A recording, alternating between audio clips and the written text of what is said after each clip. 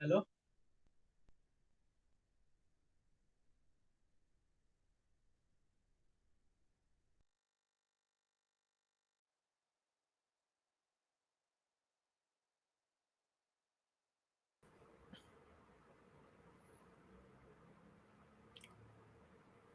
Hello.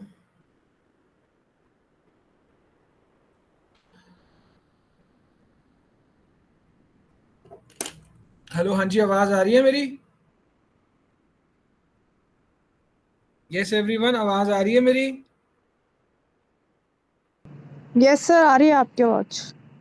Good morning चलिए sir. Good morning जी, good morning. चलिए शुरू करते हैं। आज हमारा टॉपिक है एंडोक्राइन ड्रग्स के ऊपर आज हमें बात करनी है। अभी पीछे हम पढ़ चुके हैं, कीमोथेरेपेटिक एजेंट्स हमने पढ़े थे, जिसमें हमने देखा था कि ट्रीटमेंट कैसे करते हैं बैक्टीरियल और इन सारी वायरल डिजीजेस का। फिर हमने कैंसर ड्रग्स के बारे में भी पढ़ा था। अभी आज हम लोग पढ़ने जा रहे हैं एंडोक्राइन सिस्टम के बारे में। क्या होता है एंडोक्राइन सिस्टम? वो सिस्टम हमारी बॉडी का जो हार्मोन्स रिलीज करता है, ठीक है, जो हार्मोन्स को रिलीज करता है।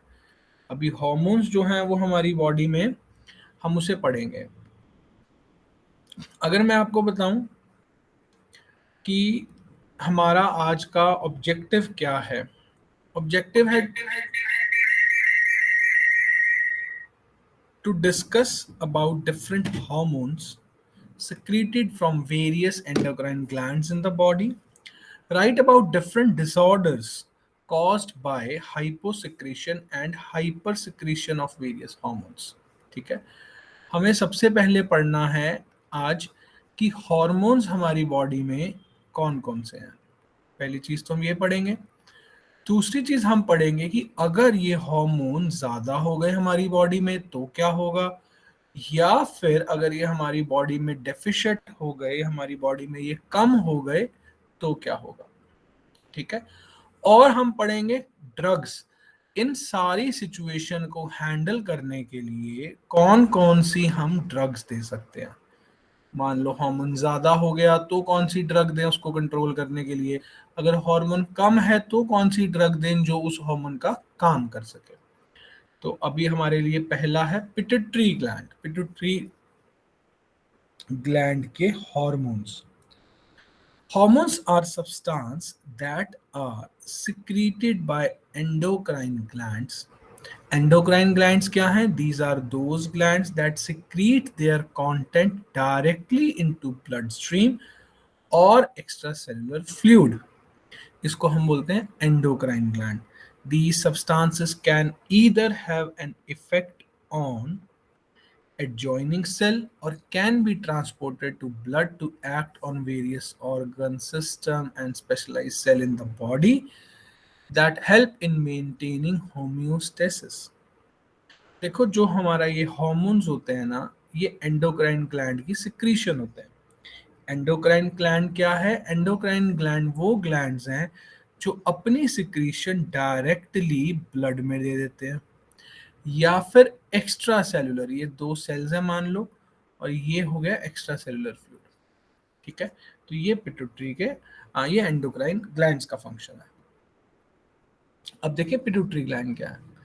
It is situated in hypophyseal fossa of sphenoid bone attached to brain by a stalk which is continuous with the part of brain that is hypothalamus, and there is communication between। देखो, हमारा जो brain है ना, वहाँ पे जो हमारा school है, वहाँ की जो स्फिनोइड बोन है उसके हाइपोफाइजियल फोसा के अंदर एक ऐसा ग्लैंड पड़ा हुआ है, बहुत छोटा सा है।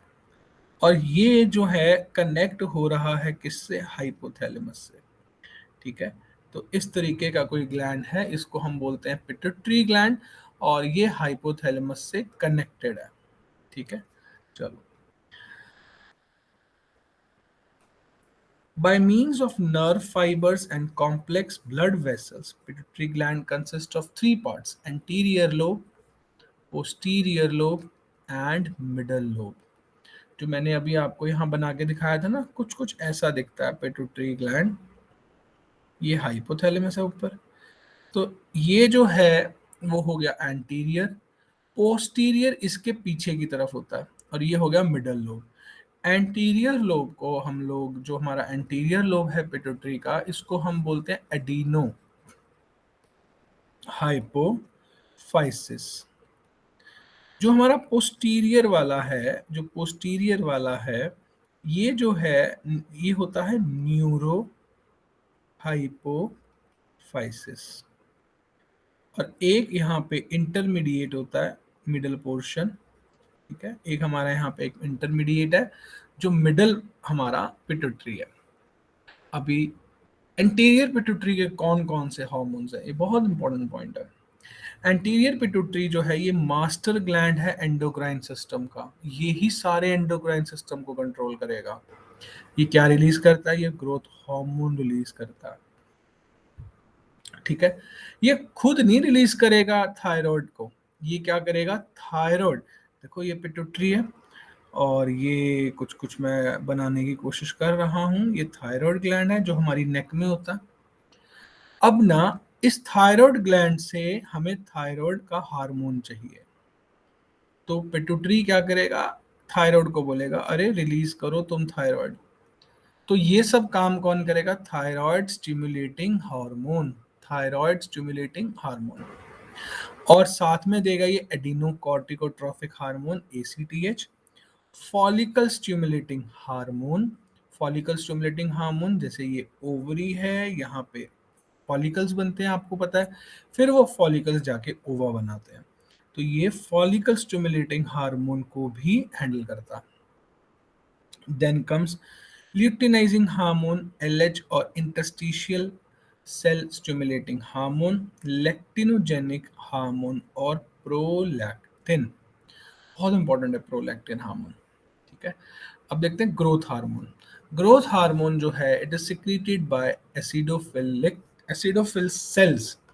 Growth hormone has a single straight chain polypeptide structure containing two intramolecular disulfide bridges and is composed of 188 amino acids. It stimulates growth directly in conjugation with other hormones. It increases the length of cartilage bone.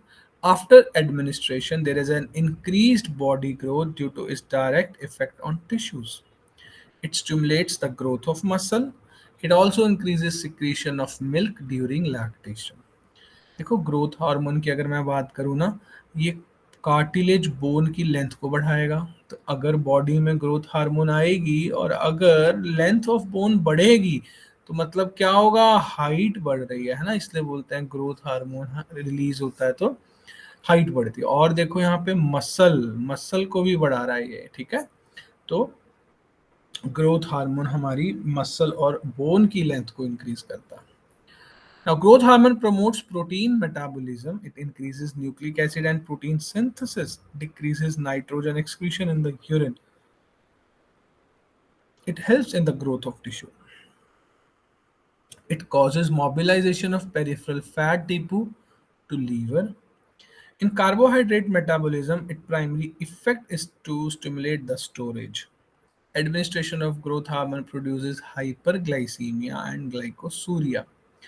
In mineral metabolism, it increase intestinal absorption of calcium. तो ये छोटे मोटे काम दिए हुए हैं इन्होंने growth hormone के, कैसे ग्रोथ हार्मोन जो ये इंटेस्टीन्स हैं, देखो ये स्टमक है, फिर ये इंटेस्टीन्स हैं, इनमें से ना कैल्शियम को एब्जॉर्ब करवाएगा, ठीक है। Now secretion of growth hormone is regulated by growth hormone releasing factor. Growth hormone releasing factor levels in hypothalamus are reduced by corticosteroids and increased by thyroxine. Certain stimuli which can increase growth hormone secretion are insulin induced hypoglycemia, fasting, physical exercise. ना कौन से ऐसे factors हैं जो growth hormone को बढ़ा रहे हैं? Insulin induced hypoglycaemia, fasting, physical exercise, amino acid administration, stress and sleep also stimulate growth hormone. अगर ग्रोथ हार्मोन कम हो जाएगा, ग्रोथ हार्मोन नहीं रिलीज होगा, देखो पहला काम मैंने बताया था ना, यहाँ पे ये बोन्स की ग्रोथ करा रहा है। तो अगर बोन्स की ग्रोथ नहीं होगी तो क्या होगा, हाइट छोटी रह जाएगी, इट मींस ड्वार्फिज्म। ठीक है। अगर एडल्टहुड में नहीं है तो इसको हम बोलते हैं सिमोन्स डिजीज। तो हम इसको क्या बोलते हैं, सिमोन्स डिजीज। ठीक है, इसको हम बोलते हैं सिमोन्स डिजीज, जिसमें ड्राई रिंकल्ड स्किन हो जाएगी, ग्रे हेयर हो जाएंगे, एट्रोफी ऑफ सेक्सुअल ऑर्गन्स हो जाएगा, और मेंस्ट्रुअल साइकिल फीमेल्स में नहीं आएंगे। देखो अगर बचपन में, क्योंकि बचपन में तो बोन्स की ग्रोथ हो रही है और यही बोन्स की ग्रोथ करा रहा है, ठीक है, तो अगर कम हो गया तो हाइट छोटी कर देगा, डॉर्फिज्म, जिसको हम बोना भी बोल देते हैं, है ना। और हाइपर सिक्रीशन ड्यूरिंग चाइल्डहुड अगर हो गया तो क्या हो जाएगा, बहुत ज्यादा ग्रोथ हो जाएगी बोन्स की। अब बहुत ज्यादा ग्रोथ होगी तो क्या होगा, एकदम से बड़ी हाइट हो जाएगी, हाइट बहुत लंबी हो जाएगी। Now now hyper secretion during adult life causes acromegaly. इसमें क्या होगा, फेस की बोन्स बहुत बड़ी हो जाएंगी, हैंड बहुत बड़े बड़े हो जाएंगे, ठीक है, और फेस की और हाथ की जो स्किन है वो बहुत मोटी हो जाएगी, थिकनिंग हो जाएगी। Nowadays, growth hormone is produced by recombinant DNA technique.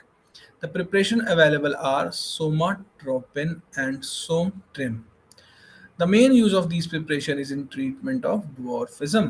देखो अब अगर मान लो एक बच्चा है जिसमें ग्रोथ हार्मोन नहीं है बाहर से, तो अपन क्या करते हैं, अब अगर इसके अंदर ग्रोथ हार्मोन है ही नहीं तो इसकी हाइट नहीं बढ़ेगी, तो इसको ड्वार्फिज्म हो जाएगा। अपन क्या करते हैं इस केस में, कुछ ऐसा बाहर से ग्रोथ हार्मोन बना लें अगर, और इस बच्चे को दे दें, तो इसको तो बाहर से हार्मोन मिल गया, इसकी बॉडी नहीं बना पा रही है, तो अब इसकी हाइट बढ़ जाएगी। ऐसा जो रिकॉम्बिनेंट ग्रोथ हार्मोन है, मतलब जो ग्रोथ हार्मोन हम बाहर से दे रहे हैं, उसको हम बोलते हैं सोमाट्रोपिन एंड सोमट्रेम। अच्छा, अब एक और चीज है सोमैटोस्टैटिन। ये क्या है, it inhibit release of growth hormone. Somatostatin ना ग्रोथ हार्मोन के रिलीज को बंद कर देता, ठीक है, और बहुत थोड़ी देर के लिए काम करता है ये। तो अगर सोमैटोस्टैटिन क्या कर रहा है, अब देखो इधर, अब ये बच्चा जो है इधर, ये देखो एक्रोमेगाली वाला जो पेशेंट है, इस केस में क्या हो रहा है, बॉडी ग्रोथ हार्मोन रिलीज किए जा रही है, राइट, जिसकी वजह से इसकी हाइट बढ़े जा रही है, ग्रोथ हार्मोन बॉडी निकाले जा रही है।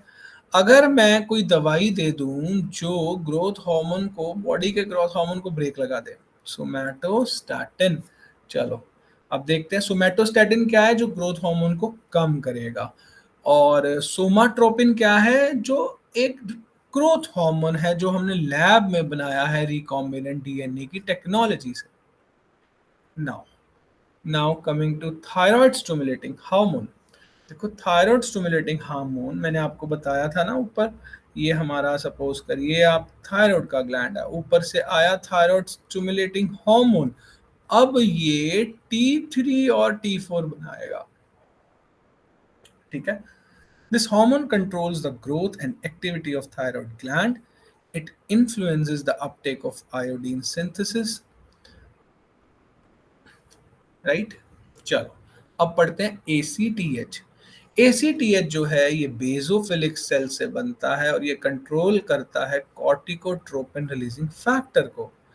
And ACTH controls the growth of adrenal cortex and synthesis of corticosteroid and is essential to life. This hormone stimulates cortex of adrenal gland to produce hormone. The amount of ACTH secreted depend upon concentration in the blood of hormone from the adrenal cortex and on stimulation of hypothalamus. The cortex of adrenal gland produces three type of hormone: glucocorticoid, mineral corticoid, and sex hormones. देखो ACTH जो है ना, ACTH जो hormone है, अब ये आगे जाएगा एड्रिनल ग्लैंड के ऊपर। एड्रिनल ग्लैंड कहाँ प्रेजेंट है, यस बच्चों बताओ। एड्रिनल ग्लैंड ना ऐसे ऐसे इस शेप में किडनी के ऊपर पड़े होते हैं, ठीक है। अब ये एड्रिनल ग्लैंड बनाएंगे ग्लूकोकॉर्टिकॉइड, मिनरेलोकॉर्टिकॉइड और सेक्स हार्मोन्स। देखो जो ग्लूकोकॉर्टिकोकॉइड है ये anterior lobe of pituitary gland stimulate करता है। हार्मोन है इसमें कोर्टिसोन और हाइड्रोकोर्टिसोन, ठीक है, ये मेन ग्लूकोकॉर्टिकॉइड्स हैं। देन हमारे पास मिनरेलोकॉर्टिकॉइड्स हैं। इसमें मेन जो हार्मोन है वो है एल्डोस्टेरोन। एल्डोस्टेरोन ये क्या करता है, ये स्टिमुलेट करता है reabsorption of sodium from renal tubules, and when the sodium reabsorbed is increased in the amount, potassium is increased. Angiotensin produced by renin stimulate the secretion of aldosterone. अभी तीन hormone है ना ACTH की वजह से जो आ रहे हैं, एक तो ग्लूकोकॉर्टिकॉइड, मिनरेलोकॉर्टिकॉइड और सेक्स हार्मोन्स। ठीक है, ग्लूकोकॉर्टिकॉइड में मैंने आपको बताया दो हैं, मिनरेलोकॉर्टिकॉइड में मेनली एल्डोस्टेरॉन है, इधर है कॉर्टिसोन एंड हाइड्रोकॉर्टिसोन। अब हम बात करेंगे सेक्स हार्मोन्स की। The secretion of estrogen in female and androgen in male by adrenal cortex is controlled by ACTH. They are responsible for development and maintenance of secondary sexual characters in both male and female. They also increase the deposition of protein in muscle and reduce the excretion of nitrogen in males. Now hyposecretion of hormone, अगर adrenal cortex जो है वो कम hormone निकालने लग जाए तो क्या होगा, तो हो जाएगा एडिसन डिजीज। एडिसन डिजीज में क्या होगा, loss of appetite, muscular weakness, loss of weight due to loss of water, भूख नहीं लगे, hypoglycemia, subnormal body temperature, ये सारे फीचर्स हैं एडिसन्स डिजीज के। और अगर ये ही हाइपर सिक्रीशन करने लग जाए, अगर यही हाइपर सिक्रीशन करने लग जाए तो क्या होगा, तो कुशिंग सिंड्रोम हो जाएगा। कुशिंग सिंड्रोम में ना इसको बोलते हैं feminism in males, which is tendency to develop female sex characters and in females virilism। मतलब अगर कुशिंग सिंड्रोम फीमेल में हो गया तो अभी ये फीमेल ना मेल के जैसे, इसको बोलते हैं विरिलिज्म, जिसमें मेल कैरेक्टर आ जाएंगे। और अगर यही कुशिंग डिसऑर्डर मेल में हो गया तो अब फीमेल कैरेक्टर्स की तरफ आ जाएंगे। ठीक है, जैसे कि बहुत ज़्यादा ग्रोथ हो जाएगी फीमेल में हेयर्स की, और डार्कनिंग ऑफ फेशियल हेयर हो जाएगा, एट्रॉफी ऑफ ब्रेस्ट हो जाएगा जिसको मैमरी ग्लैंड बोलते हैं, मेंस्ट्रुअल साइकिल नहीं आएगी। और अगर मेल में हो गया तो उसमें फेमिनिज्म हो जाएगा, वो फीमेल सेक्स कैरेक्टर्स उसके अंदर डेवलप होने शुरू हो जाएंगे। ठीक है, now coming to FSH। FSH जो FSH है ना, इसको अपन बोलते हैं फॉलिकल स्टिमुलेटिंग हार्मोन। FSH जो होता है ये होता है follicle stimulating hormone. In the female, the target organ are the ovaries, where it increases the number and size of Graafian follicle, and prepare them for ovulation. During its development, the ovarian follicle secrete its own hormone estrogen. In male, it stimulates spermatogenesis. Under the influence of this hormones, seminiferous tubule produces spermatozoa.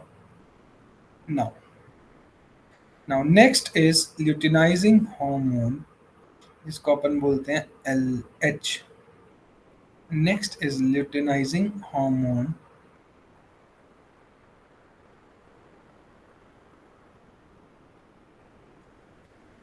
In female, it is responsible for complete development of ovarian follicle to secrete stage and secretion of to secretory stage and secretion of estrogen. It promotes the final maturation of ovarian follicle and ovulation and formation of corpus luteum, which secretes progesterone. Corpus luteum, which secretes progesterone. In males, the same hormone under the name of ICSH stimulate development and functional activity of interstitial cells and ultimately the production of testicular androgen and testosterone. Gonadotrophins are used in treatment of amenorrhea, infertility, cryptorchidism, and hypogonadotrophic hypogonadism in males. It is also useful in vitro fertilization. There are two types of gonadotrophins available. One obtained from the urine of pregnant women chorionic gonadotropin, and obtained from urine of menopausal women, menotropin. Preparation of gonadotropin has been used to treat infertility for last several years. Now, lactogenic hormone or prolactin. Lactogenic hormone और prolactin, जो lactogenic hormone है जिसको हम बोलते हैं prolactin, basically इसका direct effect है breast immediately after delivery of the baby, and in conjugation with other hormones stimulate the breast to secrete milk. So basically prolactin is related to breast milk, secretion of breast milk. It also stimulates the proliferation of glandular elements of mammary gland during pregnancy and help in complete development of breast. तो ये था prolactin के बारे में। अभी हमने सारा कुछ पढ़ा है बच्चों। ये पिट्यूटरी था ना, एंटीरियर पिट्यूटरी के बारे में। क्या क्या रिलीज करता है एंटीरियर पिट्यूटरी? ग्रोथ हार्मोन, दूसरा थायराइड स्टिमुलेटिंग हार्मोन, तीसरा एसीटीएच। एसीटीएच फर्दर 3 हार्मोन पे काम करेगा, corticosteroid, mineralocorticoid and sex hormones. ठीक है, चलो अब चलते हैं पोस्टीरियर पिट्यूटरी पे। पोस्टीरियर पिट्यूटरी 2 ही हार्मोन बनाएगा बस, एक तो बनाएगा एडीएच और वेसोप्रेसिन, और दूसरा बनाएगा ऑक्सीटोसिन। दूसरा क्या बनाता है? Oxytocin. Oxytocin is an octapeptide synthesized in hypothalamus and transported down the axons in the posterior lobe of pituitary. It promotes contraction of uterine muscle.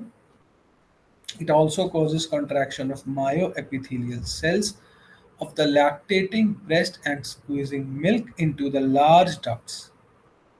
So basically ये भी जो ऑक्सीटोसिन है ये एक तो यूटेराइन स्टिमुलेंट है, right? It promotes contraction of uterine muscle, and it also causes contraction of myoepithelial cells of lactating breast and squeezing milk in the large duct in the behind the nipple of mammary gland. Oxytocin takes part in onset of parturition. Parturition का मतलब होता है delivery, है ना? Expulsion of fetus and placenta. It also facilitates the transport of sperm in the female genital tract. तो ये था oxytocin के बारे में। Now coming to thyroid. देखिए थायराइड ना 2 तरीके का हार्मोन है हमारे पास, एक तो T4 एंड T3, और एक थर्ड हार्मोन भी है calcitonin. It is released from interstitial cells and it is different from the T3 and T4. Basically, calcitonin is responsible for calcium metabolism. अगर मैं बात करूं तो जो थायराइड के 2 मेन हार्मोन है T3, T4, एक और भी है, ये है कैल्सिटोनिन। जो ये कैल्सिटोनिन है ना, ये क्या करता है? कैल्शियम मेटाबॉलिज्म के काम आता है, और ये इंटरस्टिशियल सेल्स जो है उससे रिलीज होता है। नाउ थायराइड हार्मोन हम कब कब देते हैं? जब इन्फेंट हाइपोथायराइडिज्म हो, एडल्ट हाइपोथायराइडिज्म हो, मिक्सेडिमा, coma, in treatment of non-toxic goiter, papillary thyroid carcinoma. It is often responsive to thyroid stimulating hormone. Now, next is anti-thyroid agents. These are used to inhibit the functional activity of hypersecretory thyroid gland. The hypersecretion leads to development of thyrotoxicosis.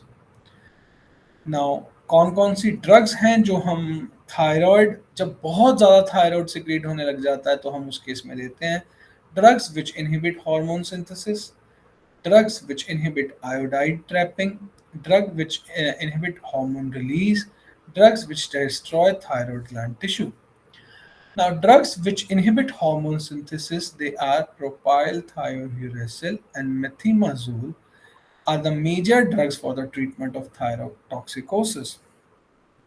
In India, carbimazole is most commonly used drug.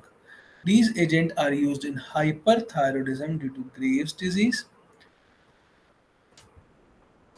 Drugs which inhibit iodide trapping. देखो ये thyroid hormone है ना, इसके अंदर iodine आएगा तभी तो T3 और T4 बनेगा। अपन क्या कर रहे हैं? आयोडीन को ही नहीं आने दे रहे हैं। ठीक है, तो इसके लिए हमारे पास कौन कौन सी ड्रग हैं? Thiocyanate, perchlorate and pertechnetate. They can block the update of iodine by gland through competitive inhibition of iodide transport mechanism, but it requires higher dose which can cause aplastic anemia, and due to the major drawback they are not used clinically. हम इसको इतना practice में use नहीं करते क्योंकि इसको practice में हम ज़्यादा यूज इसलिए नहीं करते कि उसके बहुत सारे साइड इफेक्ट्स हैं। Drugs which inhibit hormone release, iodine inhibits hormone release. They inhibit organification and hormone release and also decrease the size and vascularity of hyperplastic gland and regular administration. Peak antithyroid effect is seen in 2 weeks, after which thyrotoxicosis may reoccur. Iodine is used in thyroid storm, hyperthyroidism, and preoperatively before thyroidectomy and prophylaxis in endemic goiter. Now there is one drug which destroys the thyroid gland, that is iodine 131. It is the radioisotope of iodine used in treatment of thyrotoxicosis. Now coming to insulin and other oral agents. If I talk about insulin and other oral agents,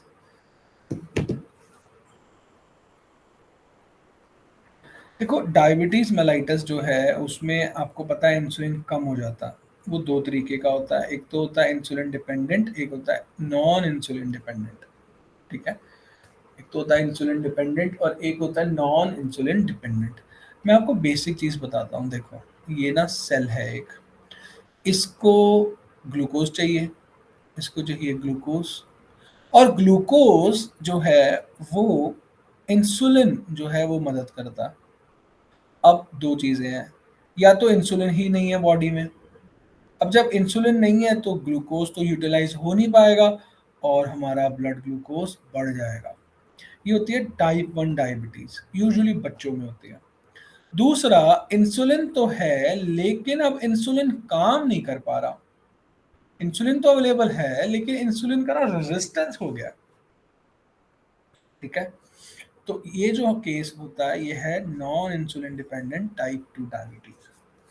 insulin is a polypeptide hormone. कहाँ से secrete हो रहा है ये? Beta cells of islets of Langerhans. It is formed from proteolysis of proinsulin to give rise in two peptide chain, which are interconnected by disulfide bond. Insulin acts by binding to insulin receptors on cell membrane. In diabetes, there is either insulin deficiency or insulin resistance in peripheral tissue, which lead to hyperglycemia and glucosuria. Insulin corrects the various abnormalities of carbohydrate metabolism by action on various tissues. अब diabetes के अंदर हमें insulin देना है। ठीक है, क्या कर सकते हैं? कन्वेंशनल प्रिपरेशन हैं, जैसे रेगुलर इंसुलिन है, इंसुलिन जिंक प्रिपरेशन है, इंसुलिन जिंक सस्पेंशन है जिसे लेंटे इंसुलिन बोलते हैं, न्यूट्रल प्रोटामीन एनपीएच इंसुलिन है, इंसुलिन जिंक सस्पेंशन है, प्रोटामीन जिंक इंसुलिन है। अभी ना कुछ नए इंसुलिन आ गए हैं, जैसे कि regular ILETIN, regular ILETIN2, single peak insulin जिसमें 4 रेगुलर इंसुलिन हम यूज कर रहे हैं। कुछ बायोसिंथेटिक इंसुलिन भी हैं, ह्यूमन सोल्यूबल इंसुलिन। अब इंसुलिन अगर नहीं देने तो हम ऐसी ड्रग्स देते हैं जो कि हम ओरली दे सकें और वो ग्लूकोज को कम कर सकें, जिसमें हमारे यहाँ sulfonylurea, biguanides, meglitinide and thiazolidinediones. Now sulfonylureas की अगर हम बात करें, ये ना नए ग्लूकोनियोजेनेसिस और ग्लाइकोजिनोलाइसिस को इनहिबिट कर देता है। ये क्लोरप्रोमाइड, टोलब्यूटामाइड, ग्लिपिजाइड, ग्लिम्पेराइड, ये सारी ड्रग्स हैं। अगर मैं बात करूं, chlorpropamide is indicated in treatment of maturity onset non ketotic diabetic mellitus, unresponsive to diet and neurogenic diabetes insipidus. Tolbutamide एक शॉर्ट एक्टिंग है, लेस पोटेंट है oral hypoglycaemic agent, and after administration it is readily metabolised in liver. Now glibenclamide is indicated in non-insulin dependent diabetes mellitus. फिर हमारे पास है glipizide and glimepiride. Now we have biguanides, इसमें metformin जो है ये बहुत अच्छी ड्रग मानी गई है। It improves glucose tolerance in NIDDM subjects by lowering both basal and postprandial blood glucose. Metformin decrease hepatic glucose production, decrease intestinal absorption of glucose and improves insulin sensitivity. Then हमारे पास है रीपाग्लिनाइड. It lowers postprandial blood glucose as well as fasting blood glucose in patient with type 2 diabetes mellitus by acting on beta cells of pancreas. फिर हमारे पास है रोजीग्लिटाजोन, pioglitazone. ये क्या करते हैं, इंसुलिन रेजिस्टेंस को डिक्रीज कर देते हैं, सेंसिटिविटी ऑफ इंसुलिन को बढ़ा देते हैं. Now, contraceptives. Now, if I talk about contraceptives, then we have oral contraceptives, जिसमें हमारे पास आ जाती हैं combined pill. इसको अपन बोलते हैं OCPB. इसमें क्या होता है, इथिनाइल ईस्ट्राडायोल होता है और एक सिंथेटिक प्रोजेस्टेरॉन होता है. This is a combination of estrogen and progestin given together for its safety, and इसको ना हमें 21 days के लिए देना होता है. शुरू कब करना है, on the 5th day of menstrual cycle. Then we have phased pill. It is combined pill but biphasic or triphasic in nature. That is, estrogen level is kept constant but the progesterone amount is low in early phase and increasing in subsequent phase of menstrual cycle. 5th day to 10th day हम इसमें ethenyl ईस्ट्राडायल 30 देते हैं और लीवोनॉर्जेस्ट्रोल 50 देते हैं. 11 to 15th day में हम लीवोनॉर्जेस्टेरॉल 75 देते हैं एंड 16 to 21st डे में हम 125 लीवोनॉर्जेस्टेरॉल देते हैं. Right, this is our phased pill. Mini pill सिर्फ प्रोजेस्टेरॉन ओनली पिल है, इसमें एस्ट्रोजन नहीं होता. देखो सिंथेटिक एस्ट्रोजन के ना थोड़े से साइड इफेक्ट्स होते हैं, इसीलिए जिन वुमेन में वो साइड इफेक्ट आ रहे हैं हम उनमें सिर्फ मिनी पिल दे देंगे, इसमें सिर्फ सिंथेटिक प्रोजेस्टेरॉन है. देन पोस्ट कॉइटल पिल, जिसको हम बोलते हैं इमरजेंसी पिल भी बोलते हैं या आई पिल भी बोलते हैं जिसको, है ना. The post-coital contraception is recommended within 48 hours after unprotected intercourse. Other regimes used are a combination of ethinyl estradiol plus levonorgestrel. Two tablets taken 12 hours apart within 3 days. Levonorgestrel 0.75 mg is also used and can be taken as possible as within 72 hours. जो आई पिल होती है ना, इसमें लीवोनॉर्जेस्टेरॉल होता है बच्चों, ये वाला चीज़ होती है ना. ये इसके अंदर 0.75 mg की भी आती है. ये अगर 0.75 mg है तो 2 टैबलेट लेनी होती है, और अगर ये 1.5 है mg तो ये 1 टैबलेट लेनी होती है.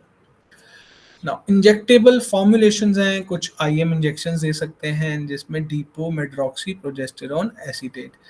ठीक है, अभी आप जब प्रैक्टिस में जाएंगे आप देखेंगे सरकार हमें अंतरा के नाम से इसको देती है, जिसको हम डंपा भी बोलते हैं, है ना. ये एक इंजेक्शन देना होता है और एक इंजेक्शन दे के 3 महीने तक कॉन्ट्रासेप्शन कवर मिल जाता है, फिर दोबारा से एक इंजेक्शन देना होता है. ये देखो 130 mg given once in 3 months. फिर एक हमारे पास है सेंटक्रोमान, जिसका नाम है सहेली. ये नॉन स्टेरॉयडल एस्ट्रोजन एंटागोनिस्ट है और ये इम्प्लांटेशन को प्रिवेंट कर देता है. It has no effect on pituitary और ovarian function. It is taken 30 mg twice weekly for 12 weeks followed by 1 week. फिर हमारे पास मेल कॉन्ट्रासेप्टिव है. अभी रिसेंटली मेल कॉन्ट्रासेप्टिव पिल भी आई है जिसका नाम है गोसीपोल. Now, anabolic steroids, हमारे पास कुछ anabolic steroids हैं. These are substances that have greater anabolic and androgenic ratio than testosterone. इसमें हमारे पास है nandrolone. It is related to testosterone but has low androgenic and higher anabolic property. Then हमारे पास है stenozole and mesterolone. ये 3 drugs जो हैं वो anabolic steroid के नाम से है. नाउ समरी हमने पढ़ा है, चलो फटाफट रिवाइज करो मेरे साथ. पिट्यूटरी ग्लैंड के 3 पार्ट है, anterior, posterior and in middle. Anterior क्या क्या रिलीज करेगा, चलो जल्दी से रिवाइज करो. एंटीरियर रिलीज क्या क्या करेगा, ग्रोथ हार्मोन ये रिलीज करेगा, growth hormone, thyroid stimulating hormone और ACTH. And the anterior lobe secretes various trophic hormones, posterior lobe क्या करेगा, ऑक्सीटोसिन करेगा और वेसोप्रेसिन करेगा, ठीक है, ऑक्सीटोसिन और vasopressin. Somatostatin is a peptide containing 14 amino acids and inhibit the release of growth hormone and insulin. फिर हमने गोनाडोट्रोपिन्स के बारे में पढ़ा, डायबिटीज के बारे में पढ़ा, दो तरीके की डायबिटीज है, हार्मोनल कॉन्ट्रासेप्टिव्स के बारे में हमने पढ़ा, राइट. सेंटक्रोमान सहेली है, गॉसिपोल मेल कॉन्ट्रासेप्टिव है. Done. So we are done with our today's session. If you have any doubt, please ask. If you have any doubt, please ask. I'm waiting for your doubts. Please ask.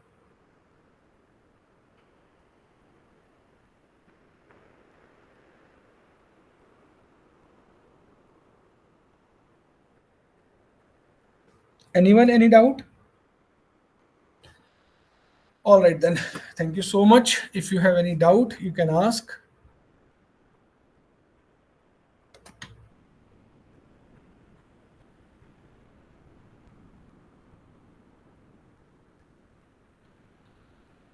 All right, then. See you tomorrow.